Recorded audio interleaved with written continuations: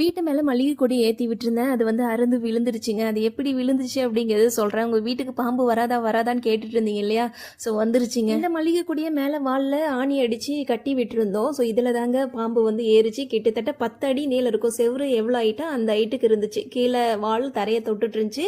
Husband நிக்கிறாரு பாருங்க. அங்க வந்து தலை வந்து இருந்துச்சு. திடீர்னு இவ்வளோ பெருசு பார்த்த உடனே எங்களுக்கு என்ன பண்றது ஏது பண்றதுன்னே தெரியல. ஃபயர் சர்வீஸ்க்கு வந்து ஃபோன் பண்ணோம். அங்க வரதுக்குள்ளாரே ஒரு 20 நிமிஷம் சுத்தி சுத்தி இருந்துட்டு அதுவாவே வெளியில ஏறி போயிடுச்சு. வீடியோ எடுக்கிற நிலைமையில நாங்க வந்து இல்ல அப்போ. ஸோ பயத்திலே இருந்தோம் 2 பேருமே. சரி எங்க உள்ளார வந்துருதோ குழந்தைங்க இருக்கிற இடத்துல அப்படின்ட்டு குழந்தைங்கள்லாம் வீட்டுக்குள்ளார வச்சு பூட்டிட்டு கார்டனுக்குள்ளார பாம்பு ஏறின உடனே நாங்க வந்து கேட்டை வந்து இழுத்து பூட்டிட்டோம். ஸோ அது வந்து எங்க போறதுன்னு தெரியாம அலமோதிக்கிட்டே இருந்துச்சு. ஃபைனலா அந்த மல்லிப்பூ செடி மேல ஏறி மாடி மேல போறதுக்கு ட்ரை பண்ணுச்சு. உடனே ஹஸ்பண்ட் வந்து மேல போயிட்டாங்க. மேல போன உடனே அது மறுபடியும் கீழே இறங்கி வந்து வெளியில போயிடுச்சு. வந்து பாத்தீங்கன்னா அந்த ஜன்னல்ல பாம்பு சுத்தி இருக்கிறத வந்து ஹஸ்பண்ட் வந்து பாத்துருக்காங்க. அதுக்கப்புறம் தான் எங்கிட்ட வந்து சொன்னாங்க. ஒரு 5 நிமிஷத்துக்கு முன்னாடி தான் அவருக்கு வந்து டீ வச்சு கொடுத்துட்டு நான் சரி குழந்தைங்க வெளியில வராண்டாவில் விளையாடுறாங்க அவங்கள பாக்கிறதுக்காக நான் அங்க போய் உட்காந்து குடிக்கிறதுக்காக போயிட்டேன். டீ குடிச்சதும் டம்ளர் வைக்கலான்னு எழுந்தப்போ ஜன்னல் வந்து பாத்துருக்காங்க. ஜன்னல் ஃபுல்லா பாம்பு சுத்தி இருக்கிறத பாத்துருக்காங்க. ஸோ அப்ப சத்தமே போடல.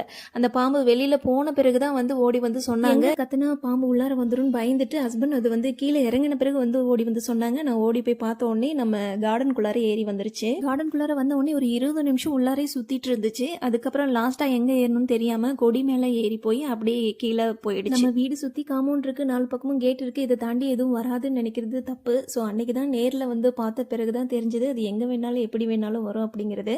ஸோ நீங்களுமே ஜாக்கிரதையா இருங்க. இந்த மழை டைம்லாம் நிறைய வந்து அது வரும். ஸோ பத்திரம்.